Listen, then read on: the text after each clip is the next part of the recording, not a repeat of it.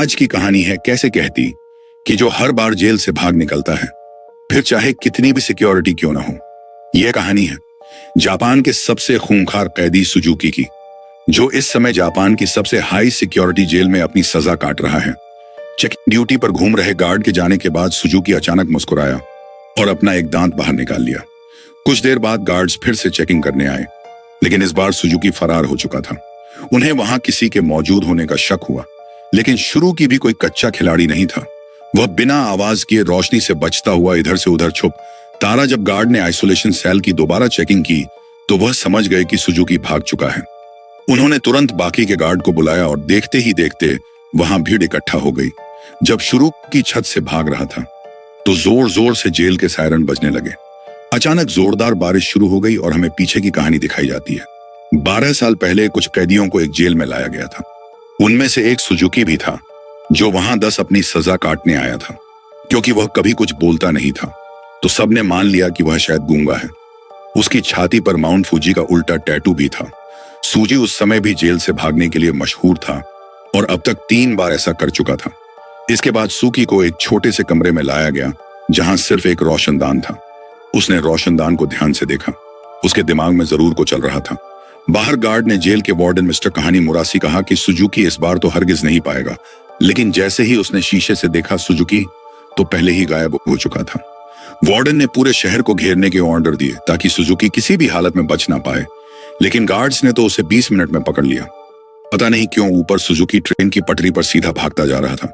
इसके बाद उसे फिर से उसी कमरे में कैद कर दिया गया, लेकिन इस बार उसके हाथों में हथकड़ियां थीं।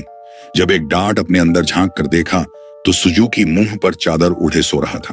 गुस्से में उसने सुजुकी को उच्चतर हटाने को कहा, क्योंकि वह कोई चांस नहीं लेना चाहते कि जब बार बार कहने पर भी उसने चद्दर नहीं हटाई तो गार्ड्स ने मिलकर उसकी बुरी तरह पिटाई की। अगली सुबह वार्डन ने सुजुकी के सारे पुराने रिकॉर्ड निकाले। ध्यान से पढ़ने पर उसे पता चला कि जब भी सूखी झील से भागता है तो हर बार वो ट्रेन की पटरी पर ही पकड़ा जाता है। रात को वार्डन गार्ड के साथ चैटिंग पर निकला। वह सुजुकी के सेल में पहुंचकर हैरान रह गए, क्योंकि उसने किसी तरह की हथकड़ियां खोल दी थी। गुस्से में काट ने उसे मारते हुए पूछा, कैसे खुली रखकर यहां कैसे कुरियर गड्डियां। लेकिन हमेशा की तरह सुजुकी चोपड़ा एक बार फिर से उसकी जमकर धुनाई हुई। एक दिन सूखी एक छोटी सी तार से खेल रहा था, जिसे किसी तरह छुपाकर वह जेल के अंदर ले आया था। सवाल यह उठता है कि वह इस तार को अंदर लाया कैसे। मुंह में छुपाकर ना घूमे, छुपा गए। इसी तरह की मदद से वह अपनी हथकड़ियां खोलता था। कुछ दिन बाद वार्डन 1 हफ्ते की छुट्टी पर अपने घर चला गया। अब सुजुकी के पास भागने का बहुत अच्छा मौका था। उसने अपनी ताकत निकाली और ताला खोलने की कोशिश की। जल्द ही वहां एक ग्रैंड चेकिंग के लिए आ गया।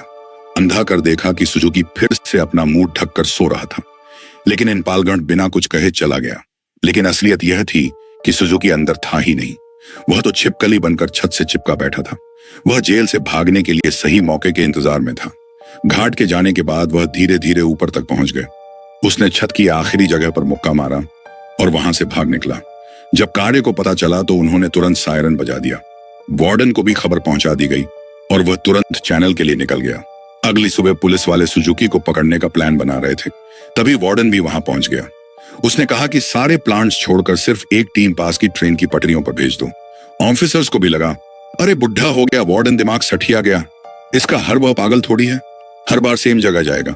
लेकिन जब वार्डन ने उन्हें विश्वास दिलाया कि उसे 100% भरोसा है कि सुजुकी वही मिलेगा, तो उन्होंने उसकी बात पर भरोसा करके टीम भेज दी और उसकी बात सच भी निकली। सुजुकी को एक बार फिर से ट्रेन की पटरियों पर पकड़ लिया। क्या ये दिल से निकलने में तो यह चाचा चौधरी बन जाता है। कंप्यूटर से तेज दिमाग बाद में क्या हो जाता है इसे। क्योंकि वार्डन की सूझबूझ की वजह से सुजुकी पकड़ा गया तो उसके काम से खुश होकर उसे प्रमोट कर दिया गया। अब एक बड़ा ऑफिसर बन चुका था जो देश की सारी जिलों में जाकर कैदियों की हालत की चेकिंग करता था। उधर सुजुकी एक बार फिर से भाग निकला और फिर से पटरियों पर पकड़ा गया। हर साल उसे एक नई जेल में भेजा जाता जिसमें और ज्यादा टाइट सिक्योरिटी होती, लेकिन वह हर जगह से बचकर निकल जाता था। इसी वजह से मीडिया ने उसे स्टार भगोड़े का खिताब दिया और वह पूरे देश में मशहूर हो गया। 12 साल बाद सेंट्रल जेल में लाया गया। यहां वह कड़ी सिक्योरिटी में था, क्योंकि 10 गार्ड सिर्फ उसी पर निगरानी रखने के लिए खड़े थे। उसका कमरा भी पूरी तरह सीमेंट से बना था और दरवाजे पर कई ताले थे। यह वही आइसोलेशन एंड है जो हमने कहानी की शुरुआत में देखा था। डाले जाने के बाद सुजुकी ने चारों ओर नजर दौड़ाई। वह एक बार फिर से भागने की तैयारी में था। एक गार्ड ने खाना लाकर उसके सेल में रखा, लेकिन उस तुम्हारे से पहले ही सुजुकी ने उसे पकड़कर हथकड़ी लगा दी। गार्ड ने तुरंत सीटी बजा दी, जिससे कई और घाट पहुंचे। उन्होंने मार मार कर उसकी बुरी हालत कर दी। होश आने पर सुजुकी ने दरवाजे से गार्ड्स को जाते देखा। उसके चेहरे से खून टपक कर लोहे की सलाखों पर गिर रहा था। अगली सुबह गार्ड ने उसकी हथकड़ियों पर कुछ और पेचकस दिए, ताकि इस पर वह ने खोल ना पाए। जाने से पहले वह एक बार फिर से उसके शरीर की थोड़ी मेंटेनेंस करके गए। इसी तरह सुजुकी के दिन बीत रहे थे। वह जानबूझकर घाट से पंगा लेता हुआ ये उसे मारते और फिर वह अपना खून लोहे की सलाखों पर झपटा था। एक दिन घाट ने उसे इतना मारा कि उसका दांत टूटकर गिर गया, लेकिन सुजुकी ने उसे उठा लिया और उसे देखकर अजीब तरीके से मुस्कुराने लगा। ऐसा लग रहा था जैसे यह सब उसके प्लान का हिस्सा है। इसके बाद सुजुकी दीवार पर अपने दांत से कुछ बनाने लगा। कुछ हफ्तों बाद सुजुकी ने एक और गार्ड पर हमला कर दिया। इस बार उसे सबसे खतरनाक सजा दी गई। उन्होंने उसे एक लंबी जंजीर से बांधकर उस पर लटका दिया। 1 साल बीत गया और सुनाओ, अभी भी सजा काट रहा था। उसकी हालत बहुत बुरी हो चुकी थी। शरीर सड़ने लगा था और उसके घावों पर कीड़े पड़ चुके थे। आखिरकार उस शाम गार्ड ने आकर उसकी जंजीरें खोल दी। पूरे 1 साल बाद उसे चैन की सांस आई थी। उधर पुराना वार्डन मिस्टर काने मुद्रा वहां की जांच करने पहुंचे। उसने आइसोलेशन सेल में जाकर देखा कि सुजुकी की हालत बहुत खराब थी, लेकिन वह इसे नजरअंदाज करके वहां से चला गया। इसके बाद वहीं रात आई जहां से कहानी की शुरुआत हुई थी।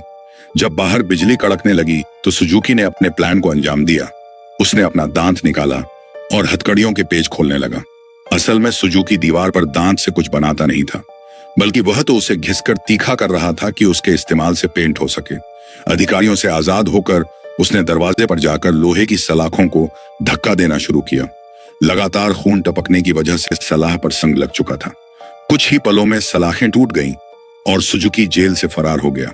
इसके बाद सुजुकी के जन्म की अपने बताई गई उसके पैदा होते ही उसकी मां की मौत हो गई थी और उसका बाप जेल में सड़ रहा था। इसी वजह से वह अपने रिश्तेदारों के घर पर आप एक दिन छोटी जंगल में प्रैक्टिस कर रहा था, जो उसे दूर से एक आदमी आता दिखाई दिया। यह कोई और नहीं, उसका बाप था।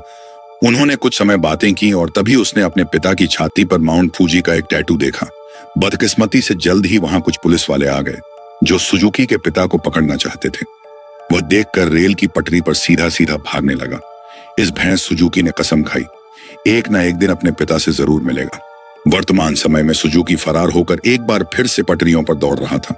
मिश्रा ने पुराने पीछे से उसे रुकने के लिए आवाज थी और हैरानी की बात यह थी कि वह रुक भी गया। कुछ ही देर में गार्ड की एक टीम आकर उसे पकड़ कर ले गई। देश की सबसे कड़ी सिक्योरिटी की जेल भी सुजुकी को नहीं रोक पाई, इसलिए मिस्टर कहानी मुद्रा नहीं, उसे धरती के सबसे खतरनाक जेल प्रशासन आयल में भेजने के आर्डर दे दी थे। प्रेजेंट ओनेल किसी मामूली जेल की तरह नहीं थी। वह समंदर के बीचों बीच बनी थी, जहां लगातार तेज बहाव रहता था।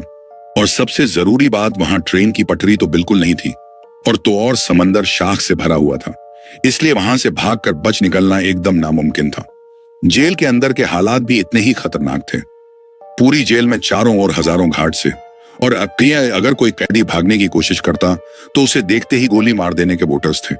जब सुजुकी वहां पहुंचा तो उसे तुरंत उसके सेल में बंद कर दिया गया। वह कोई कमरा नहीं बल्कि कुछ रोड थी, जिन्हें सुजुकी के शरीर के आसपास ऐसे जोड़ दिया गया था जिससे भागना तो दूर, वह बिल्कुल भी ना सके। उधर कहानी मुरन है। जेल की लाइब्रेरी में जाकर सुजुकी के बारे में जानकारी निकालने शुरू करती ढूंढने पर उसे कुछ पुरानी फाइल्स मिली, जिन्हें वह पढ़ने लगा। उधर जेल में सुजुकी ध्यान लगाकर खड़ा था। हालांकि बाकी लोगों के लिए वहां से भागना नामुमकिन था, लेकिन सुजुकी के दिमाग में कुछ तो खिचड़ी पक रही थी। अचानक उस अपने दोनों कंधों को डिसलोकेट कर लिया और उस छोटी सी जगह से सिकुड़कर धीरे धीरे बाहर निकलने लगा। एक कैदी ने उसे ऐसा करते देख लिया, लेकिन वह इतना नशे में बंद था कि कुछ बोल नहीं पाया। और कहानी मुद्रा अभी भी अपनी रिसर्च कर रहा था कि जेल के सायरन बजने लगे।